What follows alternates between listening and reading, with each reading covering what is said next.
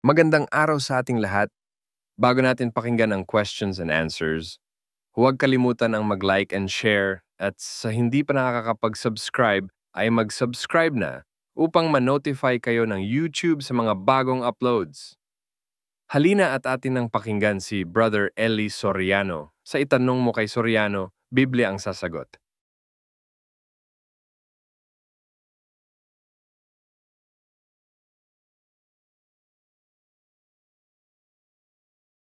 Oo nga pala, nakikiusap po ako sa ginawa kong bagong channel. Sana ay suportahan rin ninyo gaya ng pagsuporta sa channel na ito. INC ni Manalo at si kapatid na Antonio Dolorito. Kapatid na Antonio, tuloy po kayo. Ready. Matagal na po akong kaanib sa loob ng Iglesia ni Cristo.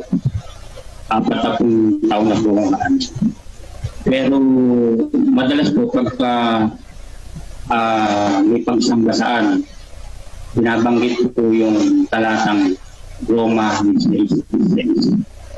Pero yung pong mga ministro namin, hindi po ipinapaliwanag sa kung ano po ang kahulugan ng banal na halik sa Roma 16:16. At yung po bang sa matatandang kasulatan na yung pong Roma 16:16, ano po ba ang nakalagay sa Roma 16:16? Iglesia po ba ng Diyos o Iglesia ni Cristo?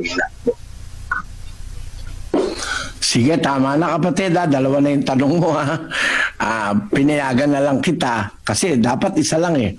Maubos na oras ko sa'yo. Tiyak na tiyak ito. Eto kapatid na Antonio, no? Sa unang tanong na sinabi mo, sa banal na halik, alam mo yung banal na halik, pinapaliwanag nila yan. Kaya lang mali. Pinuna ko nga yan eh. Kasi ang paliwanag sa pasugo, ano ang opisyal na pangalan ng iglesia?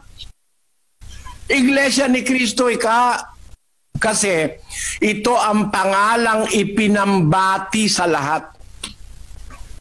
Pasugo ng September 1976, sa page 26, ganito ang nakasulat sa pasugo. Kapatid, pakinggan mo mabuti. Basahin mo na rin sa iyong screen. Sa Roma 16:16 ay ganito ang mababasa. Mangagbatian kayo ng banal na halik. Binabati kayo ng lahat ng mga iglesia ni Cristo. Ang pangalang iglesia ni Cristo ang pangalang opisyal sapagkat ito ang ipinag-utos na ipangbati sa lahat. Hindi ito katawagang panglahi o pangpuok o... Kapatid na Daniel, sandali. Ang sabi ng paliwanag ng pasubo, napasubo na talaga itong mga taong ito eh. Sa Roma 16:16, ganito ang mababasa. Mangagbatian kayo ng banal na halik. Binabati kayo ng lahat ng mga iglesia ni Cristo. Ang pangalang iglesia ni Cristo, ito yung paliwanag ng pastor. Ang pangalang iglesia ni Cristo, ang pangalang opisyal, sapagkat ito ang ipinag-utos na ipangbati sa lahat. Tingnan mo kawalang hiyaan yung pagliligaw na yan. Ang ipambabati ba ay pangalang iglesia ni Cristo? Ayon sa Roma 16:16, o ang ipambabati banal na halik? Yun ang tanong ko kay Ka Ramos. Nako, namilipit yung matandang Ramos ng usapan namin doon sa radyo nung araw. Hindi ka ako ang pinambabati dyan, pangalang iglesia ni Cristo, kundi banal na halik. Sa lagay ba, pag nagkita mga miyembro nyo nagkasalubong sa daan, huy, iglesia ni Cristo. Sasagot siya, iglesia ni Cristo. Ganon ang batian nyo. Ang pangalang pambati, iglesia ni Cristo. Ang pambati, banal na halik, hindi pangalang iglesia ni Cristo. Unang-una, itindihin mo mabuti kapatid kung paano magligaw ng tao itong pasubo ninyo. ang pangalan daw Iglesia ni Cristo, ang pangalang opisyal, sapagkat ito ang ipinag-utos na ipambati sa lahat. Samantalang ang pinag-utos na pambati, mangagbatian kayo ng banal na halik. Ang liwa-liwanag, yun ang utos no? Maging sa mga taga-Korinto, yun ang utos. Pero walang binabanggit ng Iglesia ni Kristong pangalan. Basahin natin sa unang Korinto. Ang sabi ng Apostol Pablo, 16:20 ng unang Korinto. Binabati kayo ng lahat ng mga kapatid. Kayo'y mangagbatian ng halik na banal. Yun din mismo Yung sinabi niya sa Roma, hindi na sinabi niya sa Korinto. Wala namang Iglesia ni Cristo rito. Paano nangyari yan? Na sa Roma ay pambabati Iglesia ni Cristo. Bakit dito sa unang Korintos 16:20? Wala namang Iglesia ni Cristo binabanggit. Kung talagang ang iniutos na ipambati ay Iglesia ni Cristo, pangalang Iglesia ni Cristo. Sana, sabi ni Pablo sa Korinto, binabati kayo ng lahat ng mga kapatid. Kayo'y mangagbatian ng pangalang Iglesia ni Cristo. Hindi naman Kayo'y mangagbatian ng banal na halik. Sana may ideya ka kung paano manloko mga pastor mo, kapatid. Nasa pasugo yan. Hindi ito imbento, hindi ito paninira. Yung pambati, banal na halik, utos yun sa Roma, utos yun sa Korinto, utos pa rin yun sa Thessalonica. Basahin natin ang 5:26. Batiin ninyo ang lahat ng mga kapatid ng banal na halik. Ayan, kita mo? Lahat ng kapatid, batiin ninyo ng pangalang Iglesia ni Cristo? No! Tindi ng kapal ng pagmumukha mo pag inilagay mo dyan yung Iglesia ni Cristo ang pangalang ipambabati. Batiin ninyo ang lahat ng mga kapatid ng banal na halik. Ang banal na halik ang ipinambabati. Si Pablo ba lang may sabi niyan? Si Pedro, ganun din ang sabi. Basahin natin sa 5:14 ng unang Pedro. Mangagbatian kayo ng halik ng pag-ibig. Kapayapaan nawa ang sumainyong lahat na nakay Kristo. Amen. Mangagbatian kayo ng halik ng pag-ibig. Yun nga yung banal na halik. Alam mo ba, interpretasyon ng Iglesia ni Manalo dyan, kapatid? Sabi mo, hindi mo pa naririnig. Hindi ka siguro dumadalo. Kaya hindi mo narinig. Paparinig ko sa iyo ang interpretasyon. Pakita natin.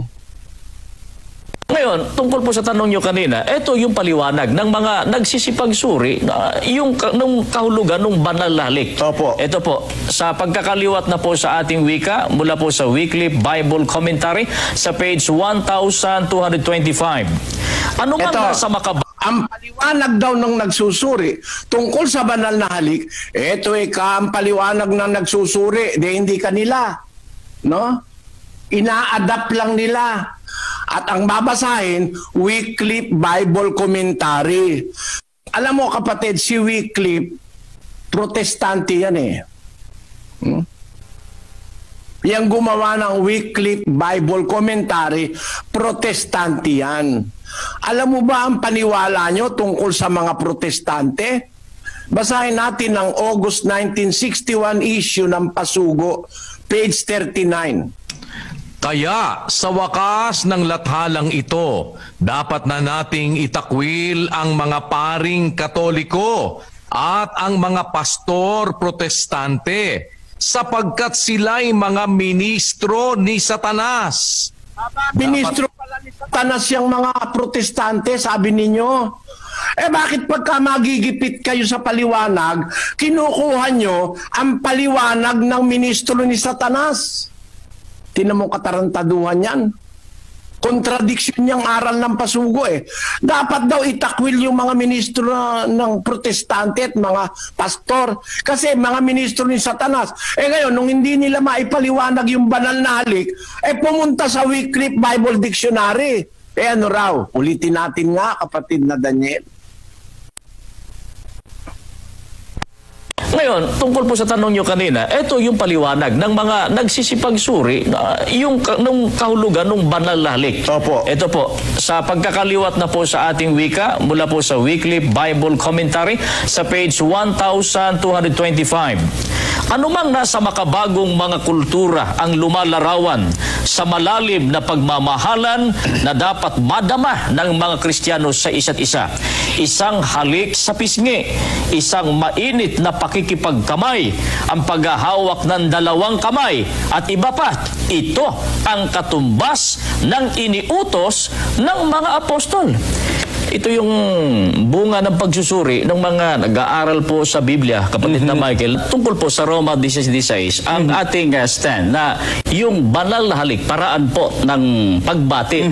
Doon po sa mga bansa na yung beso-beso. Opo. Tama yun eh, wala namang masama doon. At ginagawa nga po sa loob ng Iglesia ni Cristo, may mga kaani po sa Iglesia na yun ang ginagawa. Opo. Na ang isa namang katumbas nito, yung shake hand. Opo. Batay din po sa ating binasa. Yan ay katumbas ng itinuro ng mga apostol. Batay po sa komentaryong ito.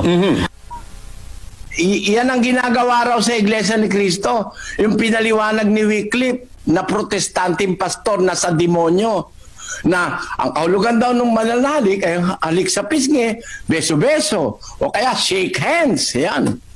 Ayan. Yan daw ang banal na halik sa inyo. Banal na halik pala yung shake hands, ano? At saka yung beso-beso. Teka muna. Ganun ba ang pakahulugan ng Biblia sa banal na halik?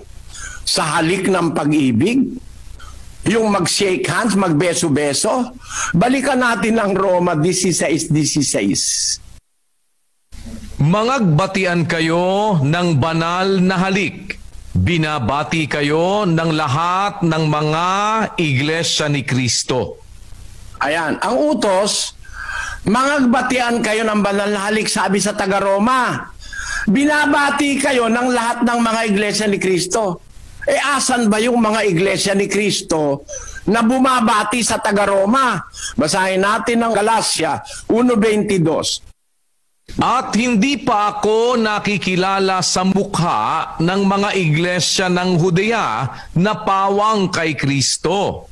Aba, yung palang mga iglesia ni Kristo na pawang kay Kristo, nasa Judea pala yun.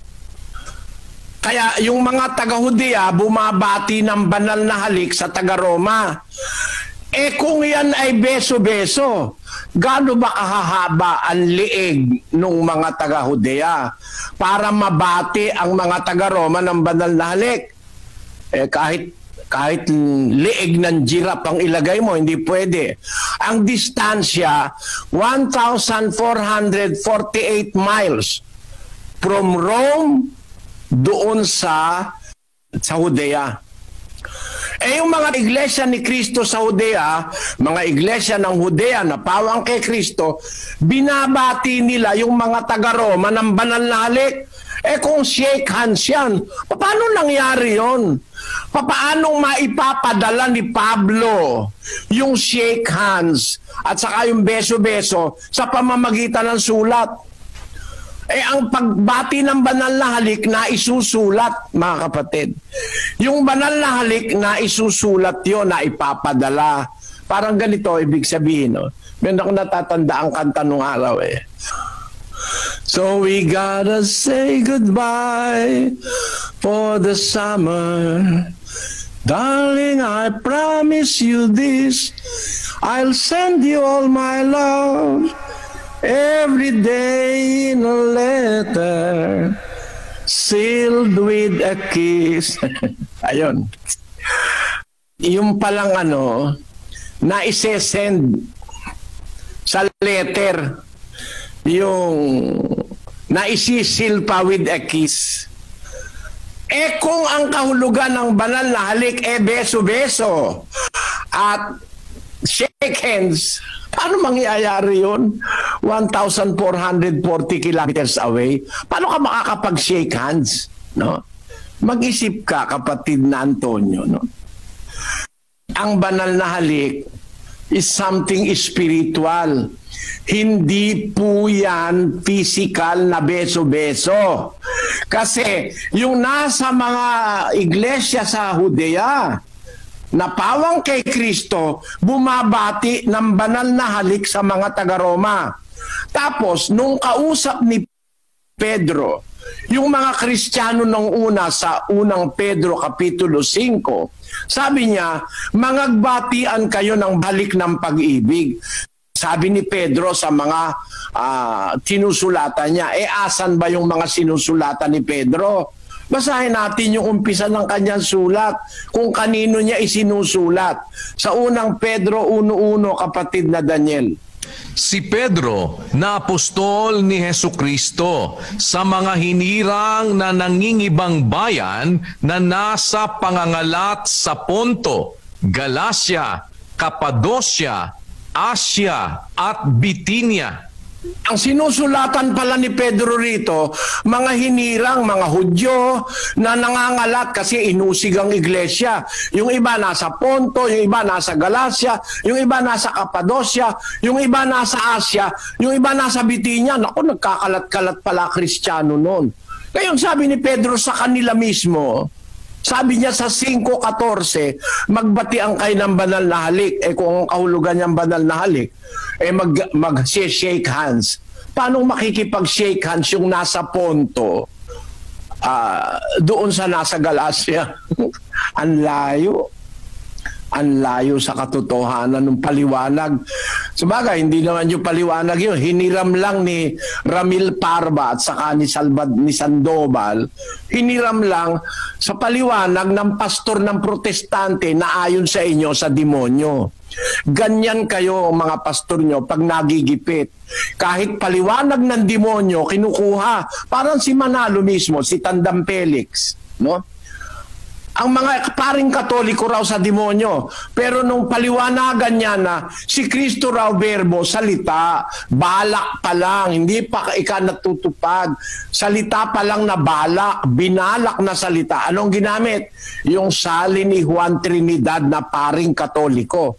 Kung ang paring Katoliko ay mga alagad ng demonyo, bakit mo gagamitin yung Biblia na isinali ng mga demonyo, ng alagad ng demonyo? Mayroon naman Biblia na umiiral pa hanggang ngayon, ay 1,700 taon na ang edad, gaya ng Codex Sinaiticus, yung Codex Vaticanus, yung Codex Washingtonianus, matatandang Biblia. Ba't ka pupunta sa sali ng Katoliko, kamakailan lang, na ayon sa iyo, ang paring Katoliko sa demonyo? Ganun kasi ang ugali nyo, mga pastor nyo. Pag magigipit, para mapatunayan yung tiyope, kahit saan Biblia ginagamit. Kahit paliwanag ng mga pastor ng protestante at ng paring Katoliko na ayon sa inyo sa demonyo, ginagamit nyo, paggipit na kayo. Yan. Kaya nagalit sa akin yung mga ministro na yan eh. Mahigit 20 demanda ang pinail sa akin sa Pilipinas para masira ako. Pero wala akong ginawang masama sa mga taong yan. Hindi ako nagnakaw dyan, hindi ako nanghingi dyan. May mga iglesia ni Kristo, hanggang ngayon may utang sa akin eh. No? Pero hindi ako galit sa iglesia ni Kristo. Galit ako dun sa aral na itinuturo ng mga bulaang pastor. Sukat pa kahuluganan mo ang banal na halik eh.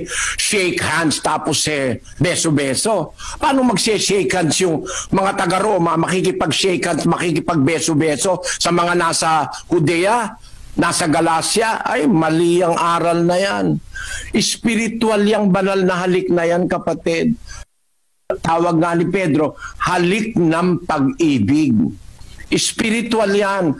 Pagbabatian na mayroong pag-ibig, pag-alam kung ano na kalagayan ng kapatid. O kapatid, dyan sa Roma, sa ano na, kamusta na kayo dyan? O kayo, kapatid dyan sa Galacia, kamusta na kayo dyan? Yan ang utos eh. Basahin natin ang Hebreos 10:24. Pakinggan nyo. At tayo'y mangagtinginan upang tayo'y mga udyok sa pag-iibigan at mabubuting gawa. Ayan, para yung pag-ibig makapaghari sa kapatiran, magtinginan tayo. Maging maging occupied ka, tawag doon concerned ka sa kapatid. inaalaala mo yung kapatid, kahit saan sila naroon, inaalaala mo. Yun ang pagbabatian ng banal na halik, yung maalaala mo yung kapatid, mapadalhan mo ng kahit na sulat, o kaya mapadalhan mo ng pagbati, o kaya makibalita. Kaya lalo na ngayon, napakadali magdadial ka lang sa telepono, kahit nasa dagat, makakausap mo yung kapatid Pero para sabihin mo, pakahulugan nun shake hands at saka beso-beso. Merong spiritual na kahulugan ng halik, kapatid. Eto yun, pakinggan mo. Sa awit, sa Kapitulo 85, versikulo 10 patuloy, ganito nakasulat. Kaawaan at katotohanan ay nagsalubong. Katwiran at kapayapaan ay naghalikan. Ayan, ang kaawaan at katotohanan nagsasalubong. Ang katwiran at kapayapaan naghalikan. Ang paghahalikan pala, pagsasalubong. Pagmamahal. Pananabik sa isa't isa. Concern sa isa't isa. Kaya yung kaawaan at katotohanan nagsasalubong yon. Ang katwiran at kapayapaan naghahalikan ayon sa Biblia. Salita ito ng Diyos no? Kaya yung halik sa Biblia, ang kahulugan nun pagsasalubong. Hindi ba kagaya nung lips to lips na halik, nagsasalubong yung dalawang. Naalala ko uli yung isang kantang nakalimutan ko Ang sabi nun, and the word stood still. Ano bang kanta yun? Na nung halikan niya, para bang tumigil ka ang mundo. Love is a many splendored thing.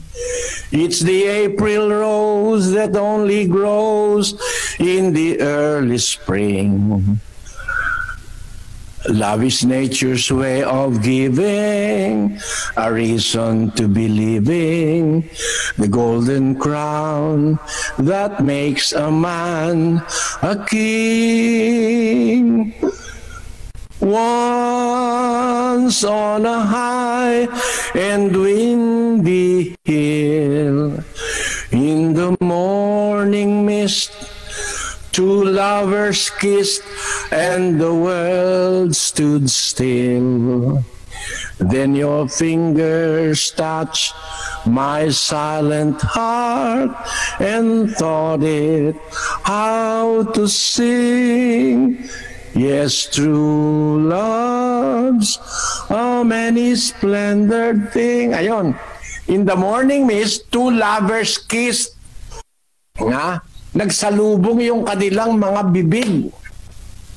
Ang tawag doon, lips to lips. Ang katwiran at kapayapaan naghalikan.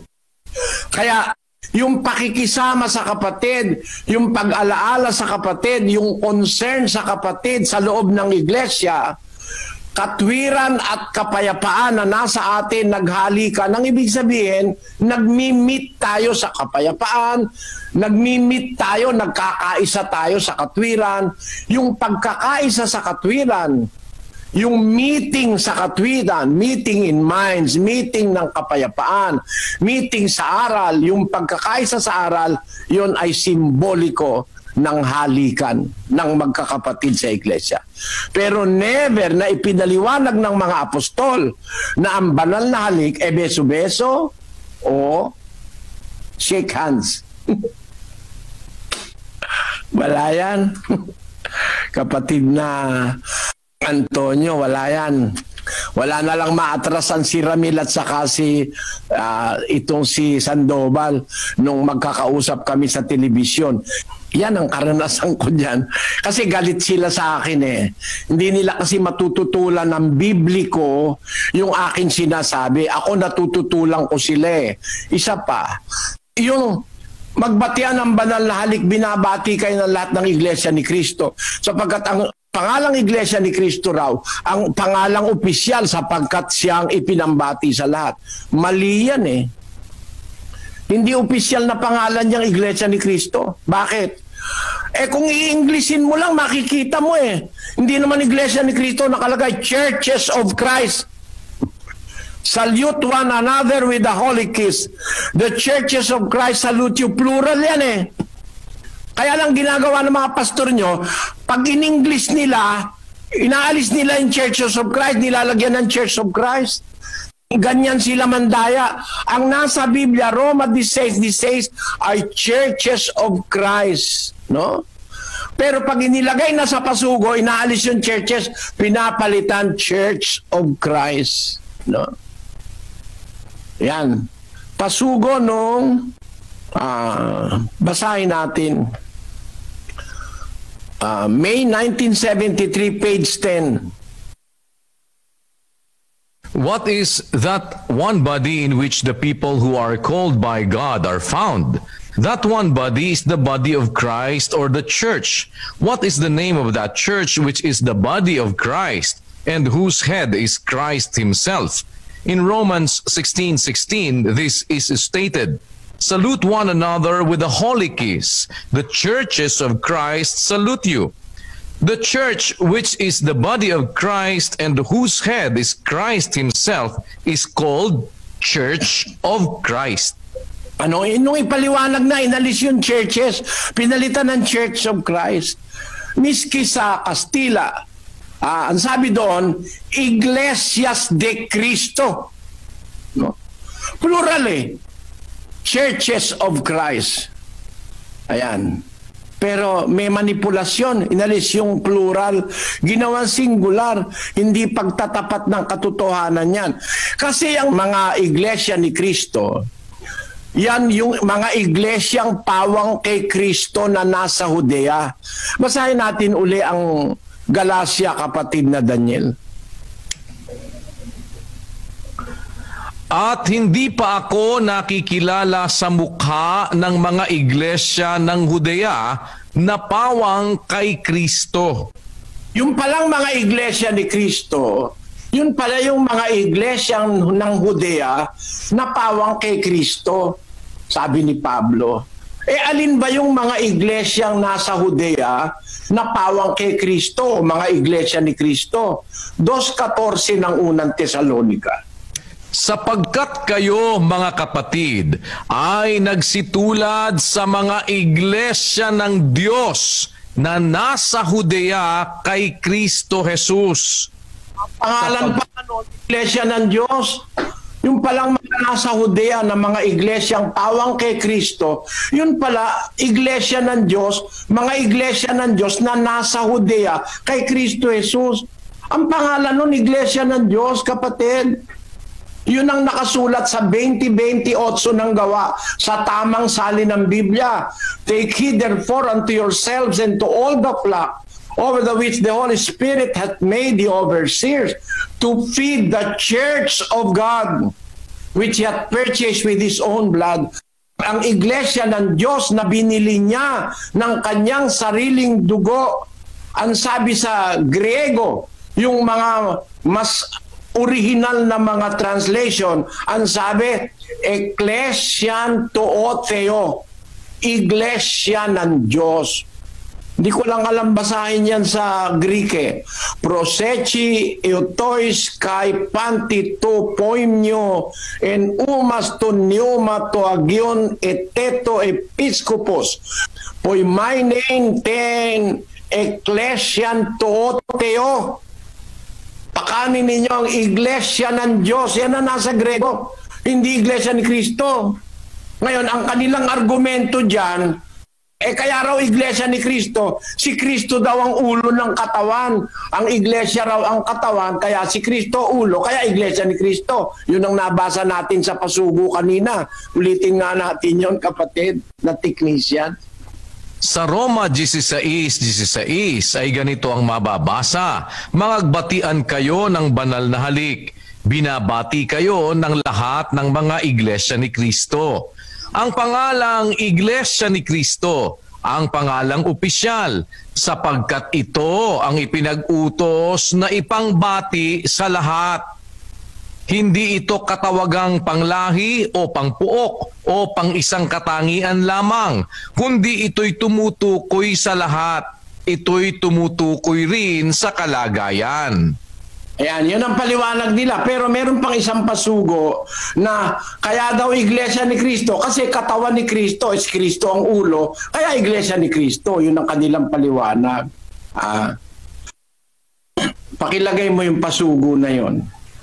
Na kaya Iglesia ni Cristo, ayun, sa English pala yun, sa page 10 ng 1973 issue ng kanilang pasugo. Pakibasa mo yung last paragraph, kapatid na Daniel. The church, which is the body of Christ and whose head is Christ himself, is called Church of Christ. Ayan, kasi si Kristo raw ang ulo, kaya ang tawag ay Iglesia ni Kristo. Teka muna, kapatid. Mali ang interpretasyon na naman ni Manalo dyan. Colosas 1:18. Basahin natin, kapatid na Daniel. Siya ang ulo ng katawan sa makatwid bagay ng iglesia.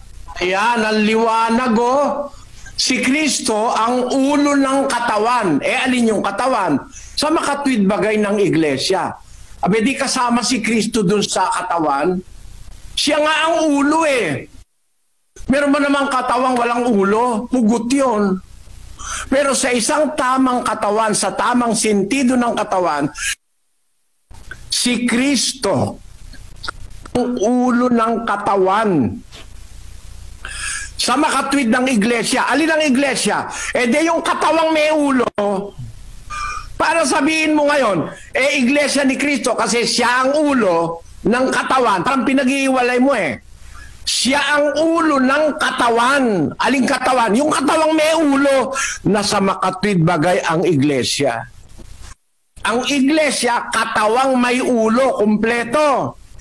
Kanino yung katawan? Kay Kristo ba yung katawan na yon? Basahin natin ng Efeso 2:16. Pakinggan nyo. At upang papagkasunduin silang dalawa sa isang katawan sa Diyos. Ayun. Katawang sa Diyos. Ang Diyos ang may-ari niyan Siya nga ang nagporma ng iglesia Sabi sa 12:28 ng unang Korinto, naglagay ang Diyos ng ilan sa iglesia. Una-una, apostol, ikalawa, propeta, ikatlog, guro, saka himala, saka kaloob na pagpapagaling. Mga pagtulong, pamamahala, iba-ibang wika. Sino ang pumorma ng iglesia? Ang Diyos. Inilagay niya na parang isang katawang kompleto. May ulo. Ang ulo si Kristo. Si Kristong ulo, sino may-ari? Basahin natin ang Lucas. Pakinggan niyo ang sinasabi sa aklat ni Lucas 9:20. At sinabi niya sa kanila, datapwat, ano ang sabi ninyo kung sino ako? At pagsagot ni Pedro ay nagsabi, ang Kristo ng Diyos. Sino may-ari sa Kristo? Ang Diyos. Ikaw ang Kristo ng Diyos, sabi ni Pedro. Kaya yung ulo sa Diyos. Yung katawan, kanino? Sa Diyos, kasama ulo. 2:16, balik tayo, kapatid na Daniel. At upang papagkasunduin silang dalawa sa isang katawan sa Diyos. Kanino yung katawan? Ang original may-ari nun ng Diyos. Hindi ibig sabihin kung katawan ni Kristo ang iglesia, pag-aari na ni Kristo ang iglesia. Hindi ganon. Katawang sa Diyos yan. Ang Diyos ang bumuo. Inilagay ng Diyos ang bawat isang sangkap ng katawan ayon sa kanyang minagaling. Unang Korinto. Basahin natin ang Kapitulo 12, versikulo 18, kapatid na Daniel. Datapwat ngayoy inilagay ng Diyos ang bawat isa sa mga sangkap ng katawan ayon sa kanyang minagaling. Sino ang bumuo ng katawan? Ang Diyos. Ayon sa kanyang minagaling, nilagay niya bawat isang sangkap. Nilagay niya si Kristo na ulo at yung mga iba ay mga kaani, mga ministro, mga obispo, etc. Nakabuo ang Diyos ngayon ng isang katawan. Kanino yan? isang katawang sa Diyos. Huwag mong kakalimutan, kapatid na Antonio, isang katawang sa Diyos. Hindi katawan ni Kristo, siya may-ari. Yung katawan natin, hindi tayo may-ari nun. Sabi ni Pablo, ang inyong katawan nasa Diyos, no? Basahin natin sa 6:20 ng unang Korinto. Sapagkat kayo'y binili sa halaga, luwalhatiin nga ninyo ng inyong katawan ang Diyos at ng inyong espiritu na sa Diyos. Katawan at espiritu ng isang Kristiyano ay sa Diyos. Ang katawan natin, ang ating espiritu sa Diyos. Ang iglesia sa Diyos.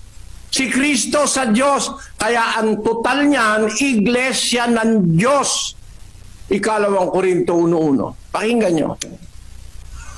Si Pablo, na apostol ni Kristo Jesus sa pamamagitan ng kalooban ng Diyos, at si Timoteo, na ating kapatid sa iglesia ng Diyos na nasa Korinto, kalakip ng lahat ng mga banal na nasa buong Akaya.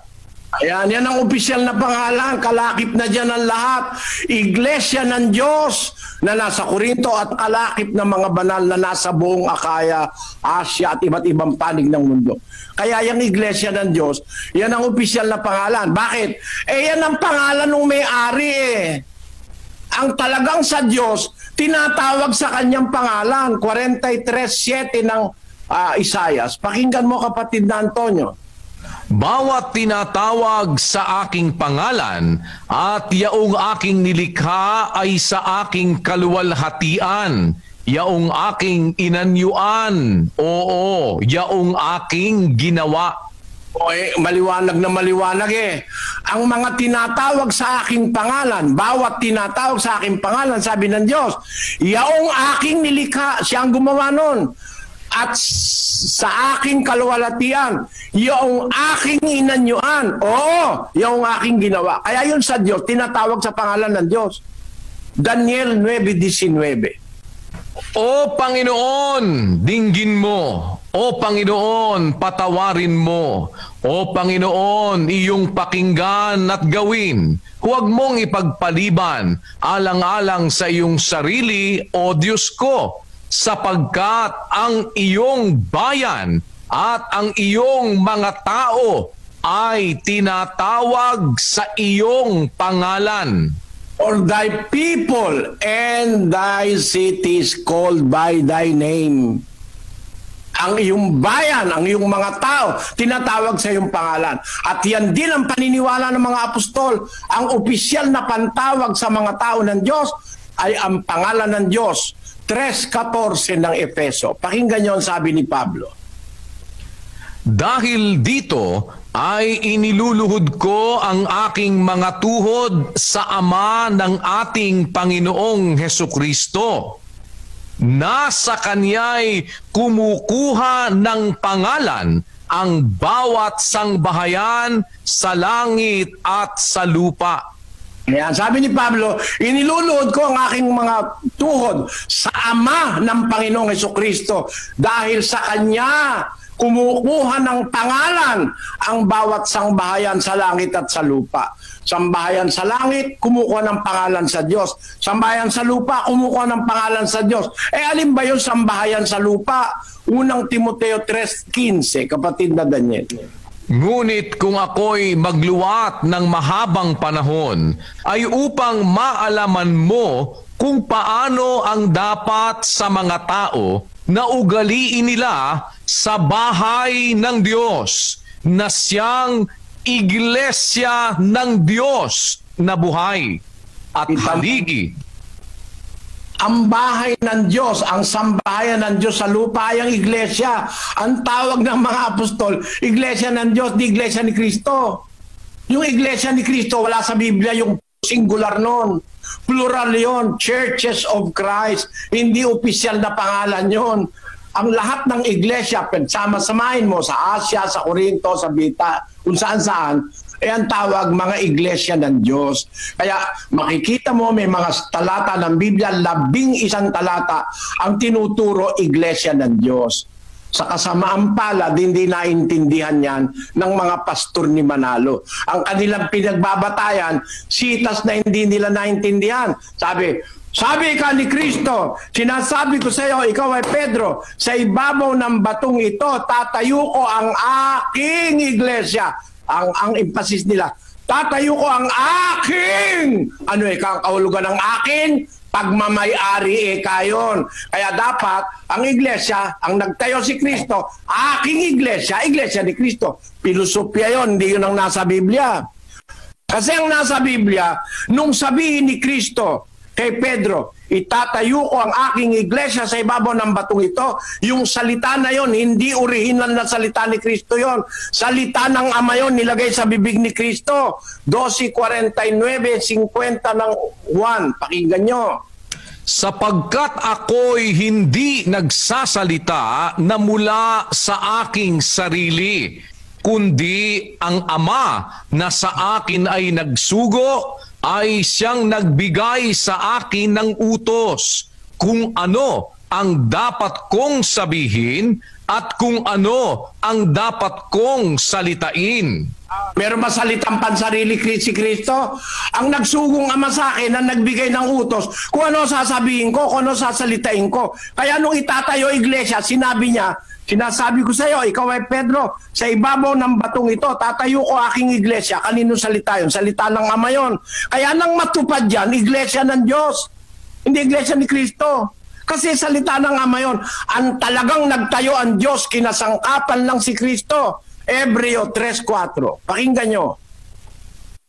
Sapagkat ang bawat bahay ay may nagtayo, datapwat ang nagtayo ng lahat ng mga bagay ay ang Diyos.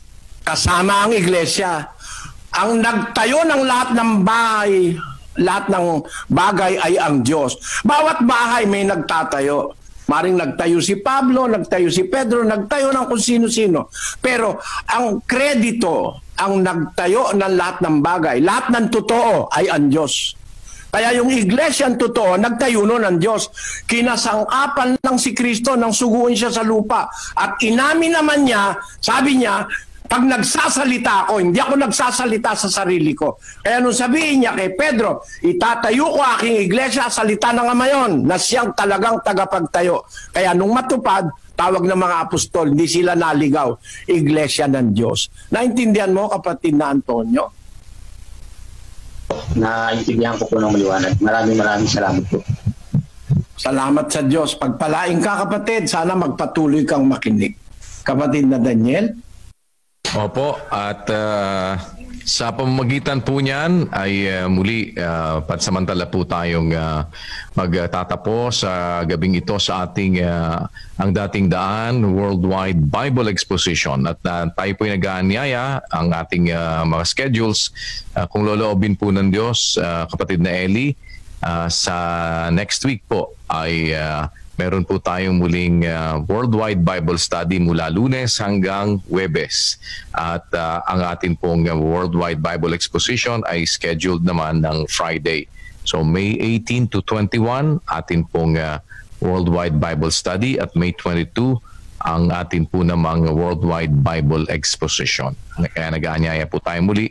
At antabayanan nyo din po ang ating i-anunsyong pagbubukas ng atin pong pasimula ng ang dating daan. Ito pong ating mass indoctrination, kung loloobin ng Diyos, na i-schedule po natin sa malapit na hinaharap. At pansamantala, natin, kapatid na Daniel, yung mga nagpagod na magsulat sa ating mga social media accounts, kapatid na Daniel. Opo, bigyan muna po natin ng daan. Ito pong mga nasa komentaryo po mula sa ating social media accounts sa ang dating daan at The Old Path social media accounts. Si Emily de Guzman Gabagat, lakas ng bagyo dito Kasabay ng bagyo ay ang malakas na pagbuhos ng mga katwiran at pagbaha ng karunungan mula sa Biblia. Salamat sa Diyos, bagaman sunod-sunod ang sakuna, alam kong hindi tayo pababayaan ng Diyos. Ruel Bong Salude, wow, very logical answer. Oo nga naman, ang daliri ng Diyos ay parte ng Diyos, na ito pala ay ang Espiritu ng Diyos, meaning ang Espiritu ng Diyos ay Diyos. Salamat sa Diyos. Only here at ADD Bible Study. Eva Carpio, naka-attend na ako ng ganito live na tanungan. Masarap makinig dito. Yung iba naman bored pag ganito. Pero kung papakinggan mo mga taliwanag, mawawala antok mo pag interesado ka malaman lahat. Salamat po, Brother Eli. Zeus Figueras, buti na lang naimbitahan ako ng nobyo kong makinig dito. Nakakabilib po. Pati Daniel. Po. Yung kasing nag-comment, salamat po Brother Eli. Sana po iwasan nyo na magpasalamat sa akin kasi nakakalusot ko minsan, hindi ko napapansin. Hindi po tayo dapat magpasalamat sa akin. Ang binabasa ko, di naman akin. Salita ng Diyos yan. Pasalamat po kayo sa Diyos. Mas maligaya po ako pag narinig yung salamat sa Diyos. Kasi ako rin nagpapasalamat sa Diyos at nababasa natin yung mga katotohanan nasa Biblia. Sana po wag nyo na pong ulitin yung salamat, Brother Eli. Palitan nyo na lang salamat sa Diyos dahil siya naman talaga ang may-ari ng lahat ng kabutihang natututuhan natin. Sige kapatid na Daniel. Opo, ito pong si Zeus Figueras. Buti na lang naimbitahan ako ng nobyo kong makinig dito. Nakakabilib ang pagsagot ni Brother Eli, direct to the point and Bible-based. Salamat po sa mga aral na napapakinggan ko. God bless Brother Eli and Brother Daniel. Olivia Pagaduan, sobrang thankful talaga ako na napanood ko si Brother Eli. Hindi aksidente na napanood ko mga videos niya. Inalaw talaga ni Lord yun. Vegas Vega, grabe ang ganda nung paliwanag ni Brother Eli. Hindi kaya ng tao na pumigil ng espiritu. Yun ang nagpapatunay na ang Kristo ay Diyos dahil kaya niyang palabasin ang masamang espiritu. Cyrus Navarro, isa po akong Catholic. Pero mas kinagisnan ko po ang pagsimba sa Baptist Church noon. Pero nung makapakinig ako ng mga preaching at mga debates ni Brother Eli, naliwanagan po ako. Salamat sa Diyos. Si Denise Sepulveda, salamat sa Diyos. Ang liwanag, ang tao walang kapangyarihang pigilan ng espiritu at walang kapangyarihan sa sarili niyang kamatayan. Sa katwiran pa lang na ito, taob na agad ang paniniwala ng tao na hindi naniniwala sa Diyos at nagbabaluktot ng katotohanan ng Diyos. Si Nery Palisok, salamat sa Diyos, nakapakinig ulit. Malaadik na hindi na mabuo ang araw ko pag hindi nakapakinig sa mga Bible study nyo. Dito lang nabubuo na ako, pati pag-aalala ko sa pamilya ko sa Pinas, napapawi na. Iba ka. Lily Quintanilla, good evening po. Ako po ay Catholic pero po masarap po makinig dito ng mga salita ng Diyos. Lalo na po kung si Brother Eli na ang mga ngaral. Salamat po sa Diyos at salamat din po sa nag-invite sa akin dito para makinig daw ako dito. Si Amy Marie Belmes Alabastro, in the midst of anxieties and pestilence, we are still given a chance to witness and listen to the words of God. This certainly gives us hope with the help and mercy of God. We are immensely grateful. A million thanks to God. Si Neil Aldrie Peruda, there is no such thing in the Bible as unknown tongue, logically wrong. How can anybody interpret an unknown tongue? An interpreter must know what language he or she will be interpreting. Si Marvin Pascual, naanib din ako sa Pentecostal Church na ang main doctrine ay ang speaking in tongues. Dapat daw lahat kayo nag-speaking in tongues as a sign of Holy Spirit. Maling-mali pala yan sa turo ng Biblia. Si Burias Warrior, salamat sa Diyos sa panibagong kaalaman. Isa po akong Catholic pero simula nang mapakinggan ko si Brother Eli dahil sa asawa ko, hindi na ako nagsisimba sa Catholic. Ang tagal kong naniwala sa maling aral. Salamat sa Diyos. Si Megan, ito yung nawi-witness ko sa church namin. Nag-speaking in tongue kuno. Hindi ko naiintindihan. Nakanganga ako sa gilid. Nag-iisip, ano sinasabi nila? Momonde, nakakatuwa lang yung ibang lahi na unawaan ang pinupunto ni Brother Eli at nakangiti pa siya. The Bible has answers talaga sa lahat ng katanungan patungkol sa Biblia. Salamat sa Diyos. Si Dan Cayetano, hello po, salamat po sa Diyos. Isa po akong Katoliko. Napakaganda po ng paliwanag. Marami po akong naintindihan sa pakikinig sa inyo, Brother Eli. Wala po kayong katulad. Salamat po at merong ganitong live. Si Kay Garcia, I was born, baptized, and raised as a Catholic. I had been a student catechist at the Catholic school I graduated from. Masasabi kong napakaraming mali at kalapastanganan ng aral ng religion na kinalakihan ko. Nahihiya ako sa Ama na isa ako sa mga nagpalaganap ng maling aral before. I pray that I would be able to grasp that courage and will to get baptized. May God help me. Thank you so much, Brother Eli and Brother Daniel, for delivering God's message across. You changed my life in spiritual way. Jericho Mendoza, ang ganda ng sagot ni Brother Eli, tumindig balahibo ko. Sobrang sela ng sitwasyon pero nasagot ng sobrang linaw na guided ng Biblia. Si James De Quinia, gabi-gabi ako nanonood sa iyo, Brother Eli. Sana kung loobin ng Panginoon makapunta ako sa mass indoctrination. Gusto ko makarinig ng doktrina. Salamat sa Diyos. Si Colleen Luis, isa po ako sa mga naniniwala dati na scripted palagi ang mga sagot ni Brother Eli. Pero ngayong nakakapanood po ako ng live, talagang nakakamangha pala talaga siya sumagot. Amazing, ang galing lang po. Si Mark Anthony Leonor Puertoliano, INC here, konti na lang, magpapadoktrina na talaga ako. Ito ang mangangaral na walang makakatutol talaga. Na kahit sinong mangangaral sa mundo, pag samasamahin mo na lahat ng religion sa iba't ibang bansa, siguradong lahat sila ay mapapahiya. Ngayon, naunawaan ko na kung bakit ang daming banta sa buhay ni Brother Eli at kung bakit walang mga puno ng bawat religion ang lumalaban sa kanya dahil lahat ng mali nilang aral at paniniwala ay mahahayag sa sangkatauhan. Puro tauhan lang pinapalaban nila para merong dahilan pag natalo sila. Salamat sa Diyos, ikaw ang matagal ko nang hinahanap. Ilan lamang po sa mga komentaryo mula sa ating mga social media accounts, kapatid na Eli. Salamat po sa inyong pagsisikap na makapag-type. Kasi ako nahirapan ako mag-type. Maliit lang naman yung mga letra sa cellphone. Medyo may kalabuan na mata. Tapos yung kamay hindi pa masyadong... Pag matanda na, medyo kumikinig. Imbis mapindot mo yung letter Q, mapipindot mo letter W. Naiiba. Pero salamat sa inyong pagtitiyagang mag-type. Una, pakiusap ko, huwag kayong magpapasalamat sa akin, mga kapatid. Magpasalamat tayong lahat sa Diyos na may-ari ng lahat ng kabutihan at katotohanan nababasa natin sa Biblia. Maraming salamat sa panonood at suporta sa aking channel.